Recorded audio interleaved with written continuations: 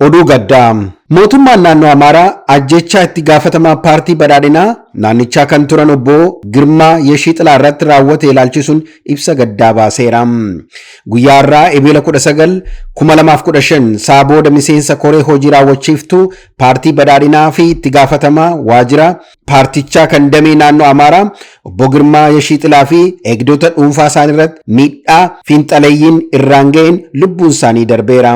Miidhaa suukaneessaa ga'e kanaan mootummaan naannoo Amaaraa gaddi guddaan itti dhaga'amu isaa ibsee gareen fiinxalayyii kun kan yaada mo'achuu dhabe humnaan milkeeffachuudhaaf carraaquun tooftaan yeroo irra darbee kan ta'ee fi karaa badii waan ta'eef hojii hadheeffannee irratti qabsoofnudha jedhan. Hojii shororkaa gareen kun naannicha raawwatee jiru to'achuu fi garee gocha kana keessaa harka qabu mara hunda gara seeratti dhiyeessuudhaaf olaantummaa seeraa akka mirkanaa'u ni taasifna.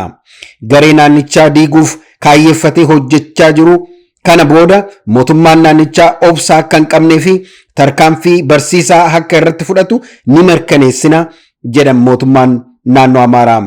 Gama biraatiin Ministeerri muummee Dr. Abiy Ahmed lubbuun darbuu itti gaafatamummaa waajjira paartii badhaadhinaa damee naannoo Amaaraa obbo Girmaa Yeshixilaa gadditti dhaga'ame ibsani.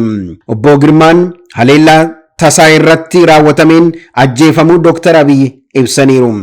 Jaarraa garaagarummaa karaa nagaan furamuu danda'utti kan yaadan adda kan ta'an hundi hidhannoo kaasuudhaan fiinxaleessummaa dhumaati jedhan. Naannoowwan dhalate keessatti guddatee yaada nurraa adda ta'e qabaachuu hin qabu jechuudhaan haleellaa fiinxalayyiin raawwatan haala suukaneessaa ta'uusaa ajjeefamaniiran jiranii ibsaniiru. Fiinxalayyiin yeroon qabsoomnee yoo dhaabsifne gara dhumaatti akka nu fudhatu agarsiiftuu guddaa ta'uusaa mul'isa jedhan fuula miidiyaa hawaasummaa isaaniitii irratti kan barreessan. Akkasumas ibsi gadda tajaajila koominikeeshinii mootummaa federaalaa irraa kennames ni jira. Fiinxaleessummaan ilmaan uummataa hedduu nu dhabsiiseera. Fiinxalayyiin namummaa qabu ni jibbu. Har'a itti gaafatamaa waajjira paartii badhaadhinaa naannoo Amaaraa fi miseensi koree hojii raawwachiiftuu paartichaa obbo Girmaa Yeshixilaa gara jabeenya fiinxalayyiidhaan galaafatameera. Kunis fiinxaleessummaan siyaasa summii qa'een hin daangofne gola galee maatii kan diigu ta'uusaa nu agarsiisee jira. Jaalatamtoota ummatoota Itoophiyaa, fiinxalayyiin siyaasa jibbiinsa machaan ilmaan kee karaa irratti galaafachaa yoo dhiiga dhangalaasan dhaabuu baanne tokkoon keenya bira ga'uunsaa hin oolu. Kaayyoon garee kana Itoophiyaa boqonnaa dhoowwuudhaan keenyummaa shororkeessummaa geggeessuudhaan warra duubatti hin deebineedha. Gocha shororkeessummaa kanas Itoophiyaa balleessuuf gocha badaa ta'e raawwatu. Imalli misoomaa homtuu isaanitti mul'atu. Warreen gocha badii akkasii raawwatan seera jalaa hin baane.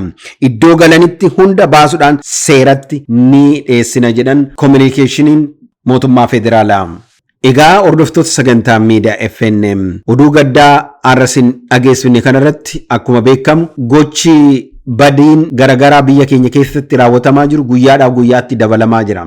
Kuni waa lamarraa madda. Warroota biyya alaa ta'anii summii biyya keessatti facaasanii fi fiinxaleeyyii biyya keessatti dagaaganii warra alaatiin walitti dhufanii wal simatanii soba afarsaa jibbiinsa afarsaa deeman kanaan yoo yeroodhaan hin dhaabbanne biyya addaan diiga waan ta'eef amma nuu danda'ametti warri miidiyaa harkaa qabu, warri sooshaal miidiyaa irra jiru, warri gaazexeessa soofan, warri aktivistiidha warri siyaasa geggeessina warri jettan please amma danda'ametti teessoo irra taa'atii waliin morma. Yaada nuun mormuun rakkoo hin qabu. Lubbuu walii baasuun garuu yakka guddaadha. Gama kamiiniyyuu fudhatama hin qabu addunyaa kanarratti jechuudha. Kuni gadda guddaa namatti dhaga'amudha.